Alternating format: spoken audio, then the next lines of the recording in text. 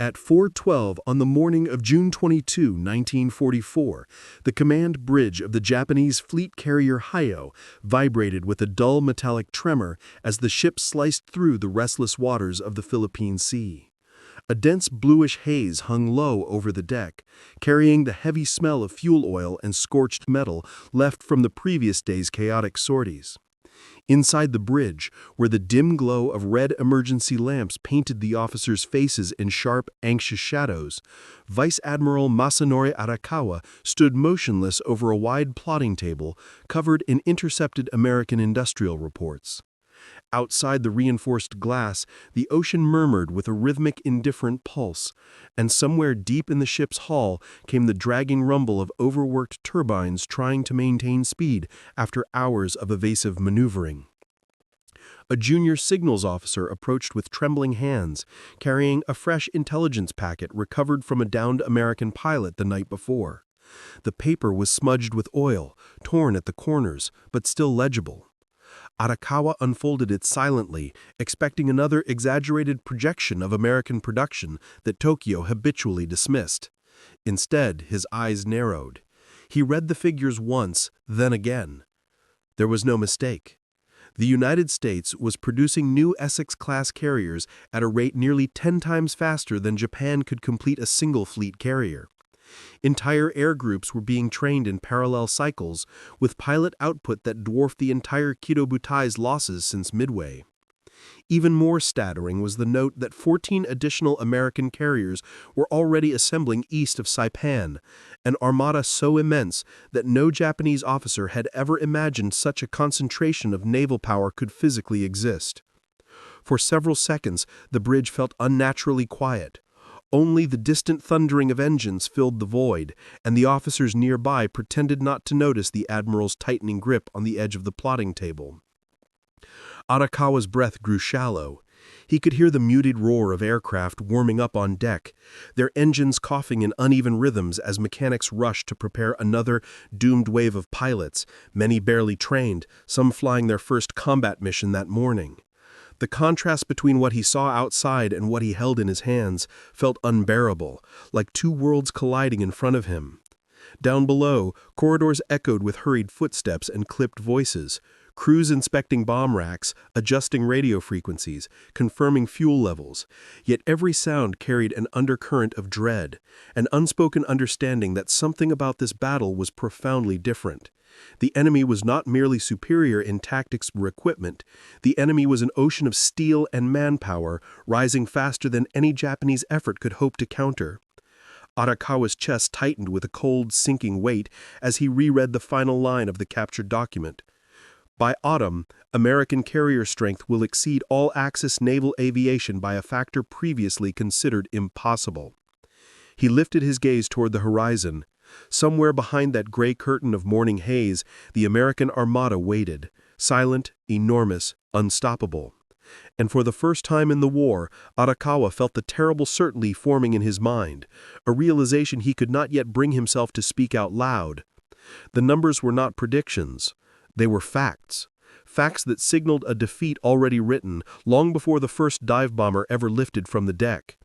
And as the first alarm sirens began to echo across the ship, he understood that the moment he feared had finally arrived, though the true scale of what awaited them had only begun to reveal itself.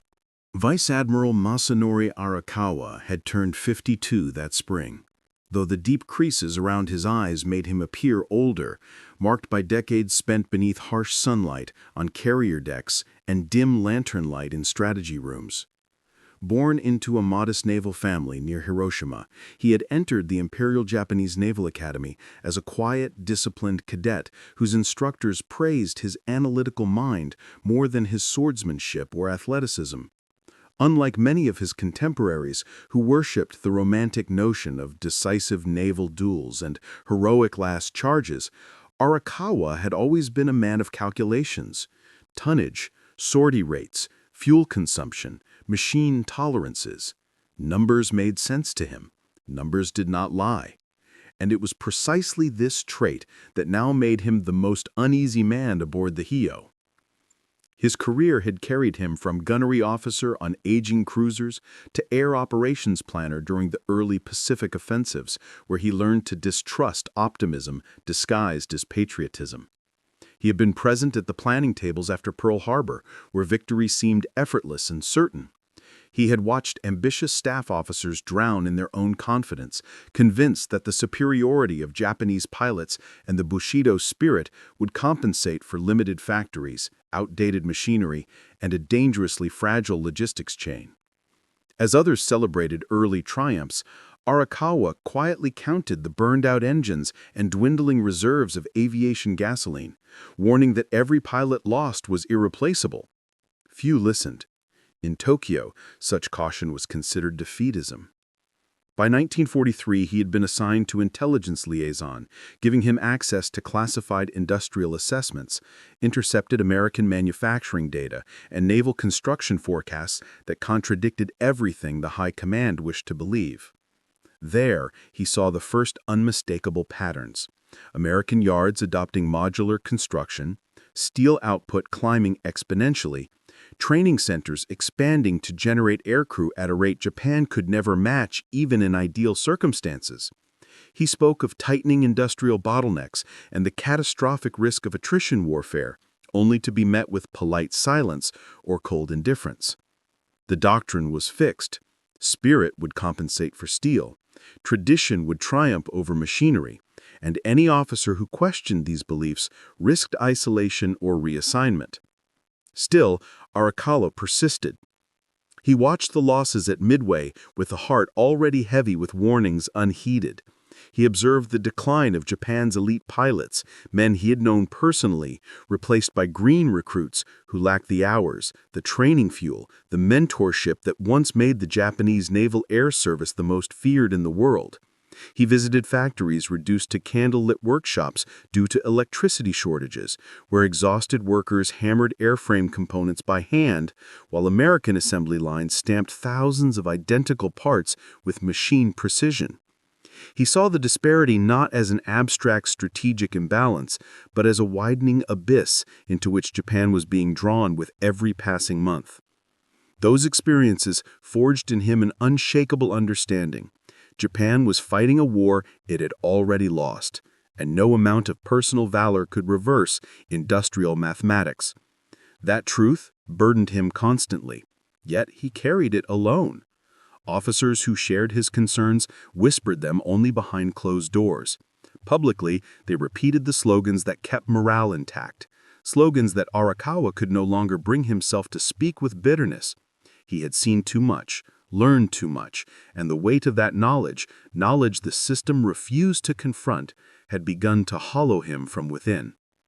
Now, standing on the bridge of the Hiyō, watching the sky lighten with the first pale streaks of dawn, he felt the familiar ache return, a dull heaviness behind the stern expression he held like a mask. His presence radiated calm authority to the crew, but beneath the surface lived a harsher truth. He knew exactly what the numbers meant for the men who served under him. He knew most of them would not live to see another sunrise if the battle ahead unfolded as the intelligence suggested. And he knew that when the fleet reported its casualties, pilots gone, decks burning, squadrons erased in minutes, those in Tokyo would once again ask why bravery had not been enough.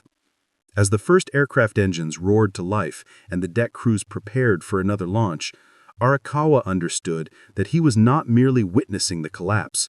He was living inside its most tragic chapter, and the worst was still building just beyond the horizon.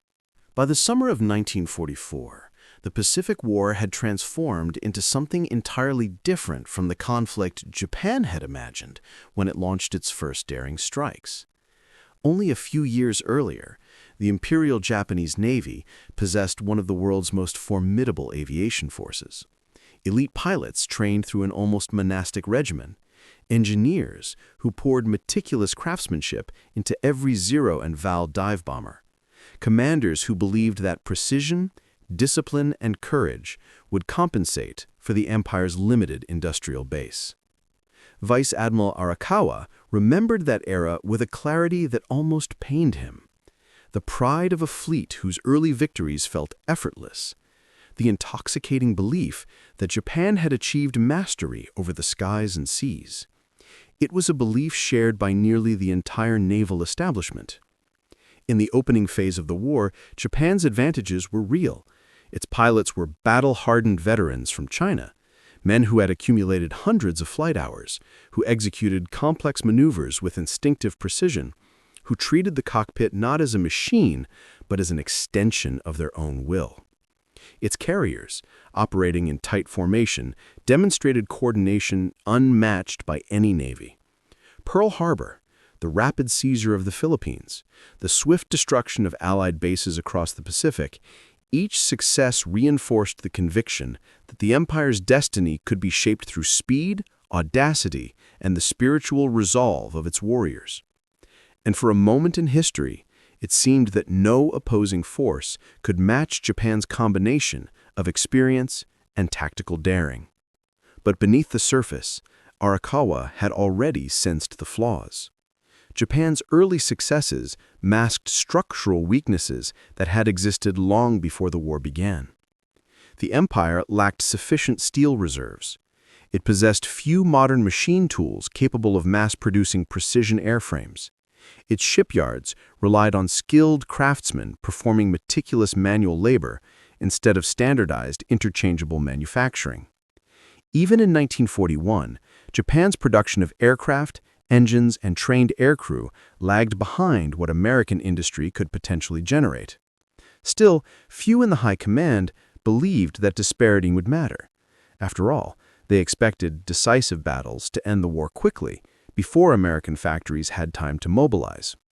Then came the turning points, slow at first and then catastrophic. The Coral Sea cost Japan its irreplaceable pilots and damaged a carrier fleet already stretched by distance and logistical strain. But it was Midway that tore open the illusion completely. 4 carriers destroyed in a single day: Kaga, Akagi, Soryu, and Hiryu, along with hundreds of elite aviators who had no equals waiting in training pipelines. Arakawa had reviewed the after-action reports with a sinking sense of inevitability. Every lost pilot represented hundreds of hours of training, thousands of liters of high-octane fuel, years of accumulated knowledge. They could not be replaced by patriotic slogans or rushed training. Japan had sacrificed the very core of its naval air power in a single catastrophic stroke. And the industrial machine needed to rebuild it simply didn't exist. Meanwhile, across the ocean, the United States was awakening into a military colossus. Steelworks operated day and night under skies filled with smoke and sparks. Shipyards expanded in every major harbor. Assembly lines produced aircraft so quickly that entire squadrons rolled out within weeks. What took Japan 3 years to craft, America replicated dozens of times with machine efficiency. And as the gulf widened, Japan's strategic leadership clung desperately to the belief that superior spirit and tactical finesse would continue to compensate for numerical inferiority. But spirit didn't bend steel. Spirit didn't produce aviation gasoline, aluminum, or trained mechanics. Spirit didn't create replacement engines for carriers damaged in battle, or new pilot wings for trainees flying on reduced fuel rations. And as American submarines tightened their stranglehold on maritime supply lines, Japan could not even transport the resources it still possessed. Arakawa had seen the raw figures. He had traced the lines on charts showing declining aircraft output, shrinking fuel reserves, and dwindling training hours. The equation was merciless. The empire was losing not because its warriors lacked skill, but because the world they fought in required machines, not myth.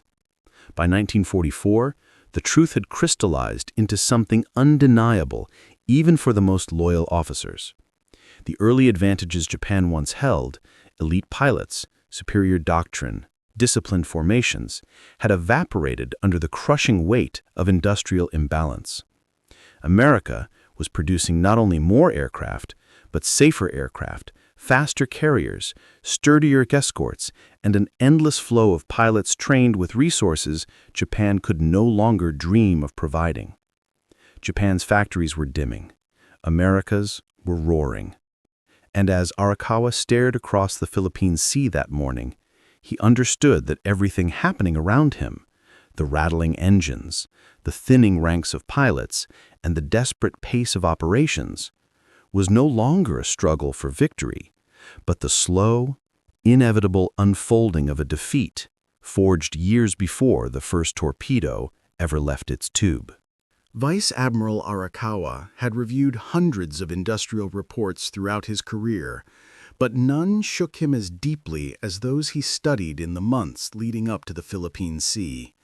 The documents revealed a truth so stark, so mathematically undeniable, that even he, cautious, analytical, dispassionate, felt a heavy dread settle into his chest. Japan was not merely falling behind, it was being crushed by an industrial titan whose capacity seemed limitless. Japan's most advanced carrier, the Taiho, a marvel of armored flight deck engineering, had taken more than 32 months to complete. Its construction required thousands of skilled craftsmen working with scarce steel, overtaxed machinery, and manual techniques reminiscent of an older era. Meanwhile, the United States was completing modern fleet carriers in 20 months, then reducing that number again and again as experience grew, until the Essex class rolled from American shipyards like clockwork, each nearly identical to the last. Shipyard managers spoke not of launches, but of production waves. American politicians joked that they could replace their losses faster than Japan could count them. And they were right. Arakawa had seen pictures of the Kaiser shipyards, immense industrial cathedrals ringing with the thunder of rivet guns, with cranes swinging overhead like mechanical titans, with organized labor forces that operated in shifts so continuous that factories never slept. American engineers introduced modular construction, assembling ships like puzzles built from prefabricated blocks. Escort carriers were launched every 8 days, an incomprehensible pace for Japanese yards, which required months of labor to complete even a small escort vessel. Liberty ships, vital for transporting war supplies, were completed so quickly that the Japanese naval staff initially dismissed the reports as Allied propaganda. When Arakawa confirmed that one had been assembled in just 4 days, he realized that this was not propaganda. This was the industrial language of a nation that had embraced total war in a way Japan could not imitate. The contrast grew harsher with every passing month. Japanese shipyards struggled with shortages of everything essential: high-quality steel, machine tools, lubricants, skilled welders, transport capacity. Allied bombing raids disrupted already fragile factory operations. Even when a hull could be laid down, engines were delayed, armor plates were insufficient, and aviation fuel was rationed to the point where training flights were canceled. The Empire's pipeline of new pilots, once the envy of the world, collapsed astonishingly fast. Young recruits now entered combat with barely a fraction of the training hours their predecessors received before Midway. American pilots, by comparison, trained with abundant fuel, flew modern aircraft equipped with radios and radar, and replaced fallen comrades in waves so large that even heavy losses barely made a dent. Arakawa remembered visiting a factory outside Nagoya shortly before the battle. He had watched exhausted workers filing ribs of a carrier aircraft by hand because the machine tools had broken and replacements were impossible to procure. They labored under dim lamps powered by unreliable generators. The foreman had apologized for the noise, the dust, the delays, but Arakawa apologized to him because he saw in that dim workshop the reflection of Japan's entire war effort. A nation fighting with courage, but without machinery. A nation trapped in the industrial past while its enemy raced into the future. Fewer transport ships meant fewer spare parts. Fewer spare parts meant fewer operational aircraft. Fewer aircraft meant inexperienced pilots flying outdated machines into storms of American firepower. And as American submarines tightened their deadly blockade, even the remaining resources struggled to reach Japan's inner production hubs. Arakawa always believed in the spirit of the Navy, but spirit did not forge steel. Spirit did not weld armor plates or machine crankshafts or train a pilot to handle a dive bomber in a vertical plunge. Spirit could not change the velocity at which American factories produced engines whose serial numbers climbed so fast that intelligence officers struggled to keep track. The admiral reviewed one final comparison before stowing the reports. Japan had managed to construct 15 carriers during the entire war. The United States had built, or was building, over 100. It was not a war of ships anymore. It was a war of factories, materials, fuel, and manpower, currencies Japan could no longer spend. And as Arakawa closed the folder with trembling hands, he understood that before a single American bomb fell on the Hiyō, before a single zero lifted into the sky that morning, the battle was already lost, not in the Pacific, but in the foundries and production halls an ocean away, where Japan had no weapons left to fight. The morning of June 19, 1944, unfolded with a deceptive calm across the Philippine Sea. A thin veil of mist suspended over the water, as if the ocean itself hesitated to reveal what was coming. On the bridge of the Hiyō, Vice Admiral Arakawa braced himself against the railing as the ship pitched gently in the swells. A low, unsettling hum traveled up through the steel beneath his boots, the vibration of catapults being primed below deck, the restless shuffle of aircraft being rolled into position, the muted clatter of bomb racks locking into place. The air tasted of oil, hot metal, and the faint, acrid sting of exhaust from engines running at maximum power. The carrier was alive, trembling with tension, like an animal aware of a predator circling nearby. Radar officers shouted bearing updates every few minutes, their voices cracking in the stale, electrified air. The Americans were out there, beyond the haze, just over the horizon, an armada larger than anything Japan had ever confronted. Reports trickled in. Dozens of American warships detected, the signatures of multiple carrier groups moving in coordinated formation. Their exact numbers were unclear, but the implications were unmistakable. The U.S. Navy was approaching with a force Japan could neither outrun nor outfight. Even before the first aircraft launched, Arakawa knew this would not be a battle. This would be a reckoning. The first wave of Japanese aircraft roared off the deck at 8:06, their engines screaming as they clawed for altitude. Arakawa watched them rise into the pale sky. Young men in hastily trained squadrons, flying aircraft that rattled from overuse and repair shortages, fuel barely sufficient for their missions. Many of their faces he had seen the night before. Boys seated cross-legged on the hangar deck, listening to briefings with forced stoicism, some clutching old pilot manuals as if they might absorb the skills of fallen veterans through sheer effort. One mechanic had whispered that half the morning's pilots had fewer than 100 hours of flight time. The Empire was sending children into a storm that veterans would have struggled to survive. Minutes passed. Then the distant echoes began, muffled thumps at first, like faraway thunder. Arakawa's jaw tightened. He had heard enough battles to recognize the rhythm. Anti-aircraft detonations, bursts of 5-inch flak, the heavy rip of American Hellcats diving on exposed formations. The bridge crew grew silent, every man straining to interpret the faint vibrations traveling through the deck plates. No reports came back, no radio calls, only scattered fragments of static and someone's last scream abruptly cut off. Then, at 9:21, the first clear transmission broke through. Enemy fighters, too many, can't. Followed by silence. Another voice crackled in, strained beyond recognition, shouting coordinates drowned by explosions. One pilot attempted to report his position, but the sound of metal tearing apart consumed the signal.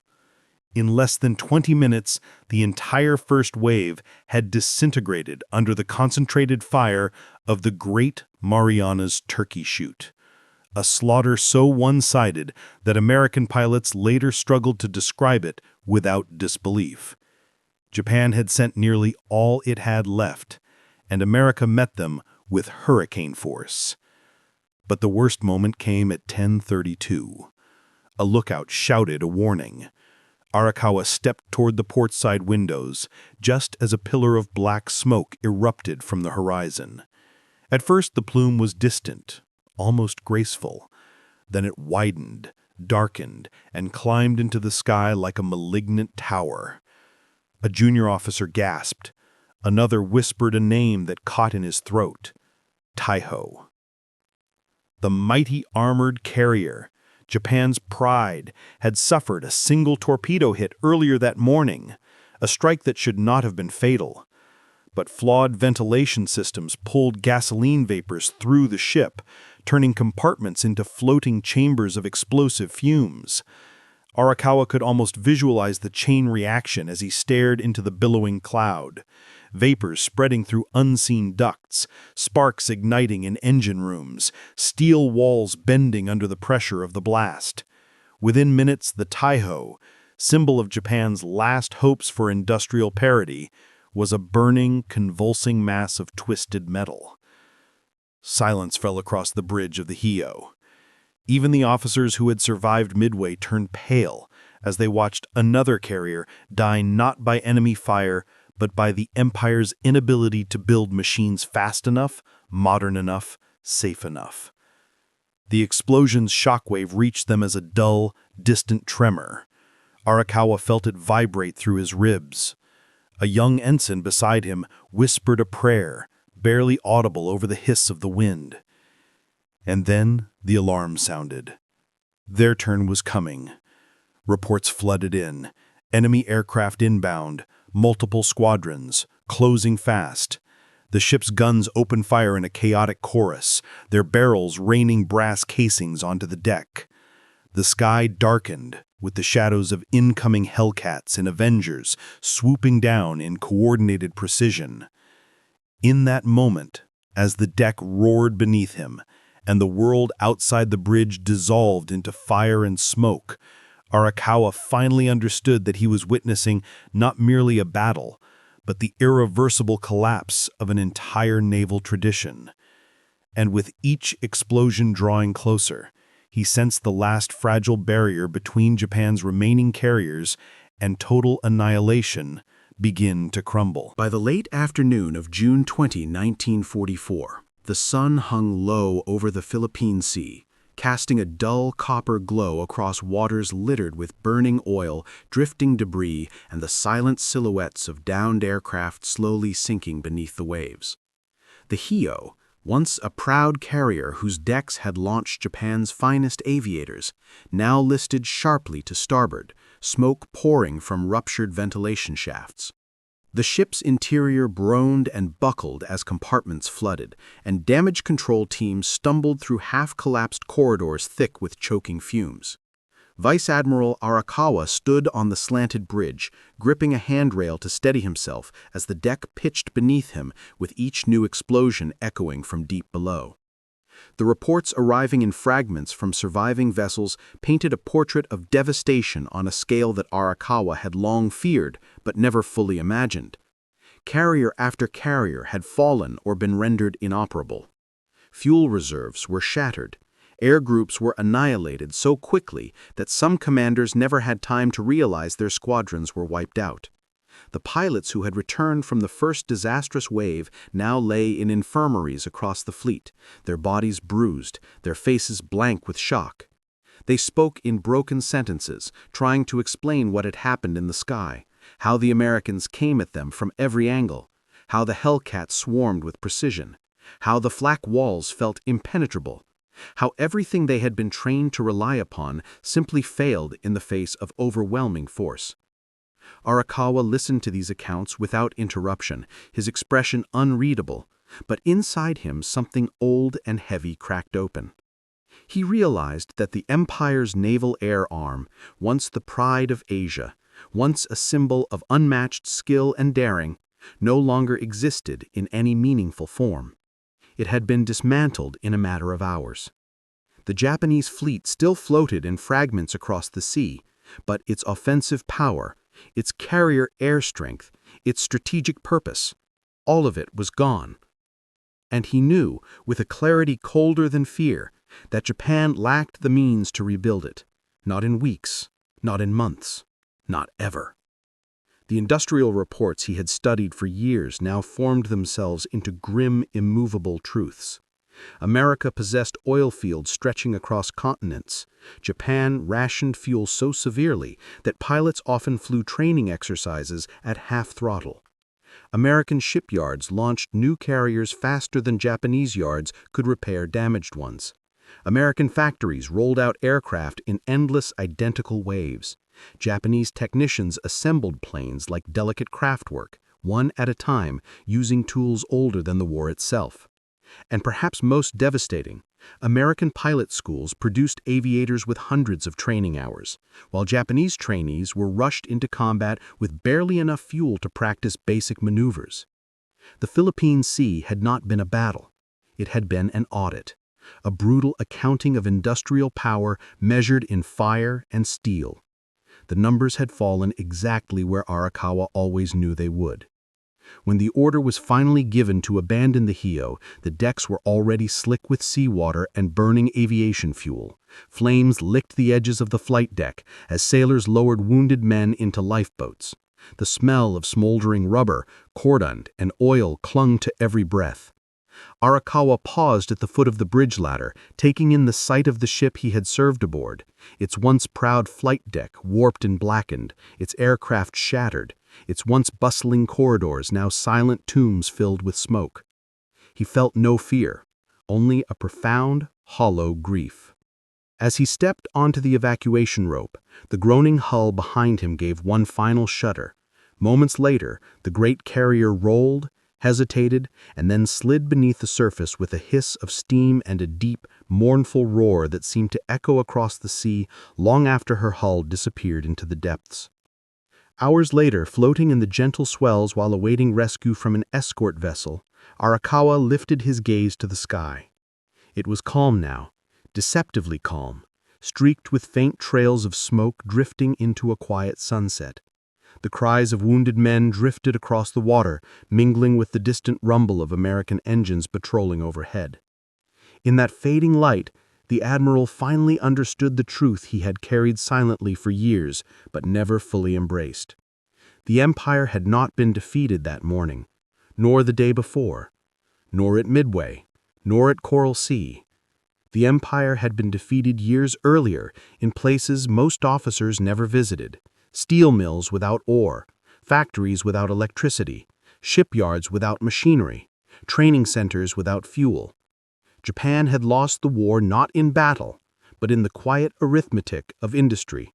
The collapse they now witnessed was merely the final brutal confirmation.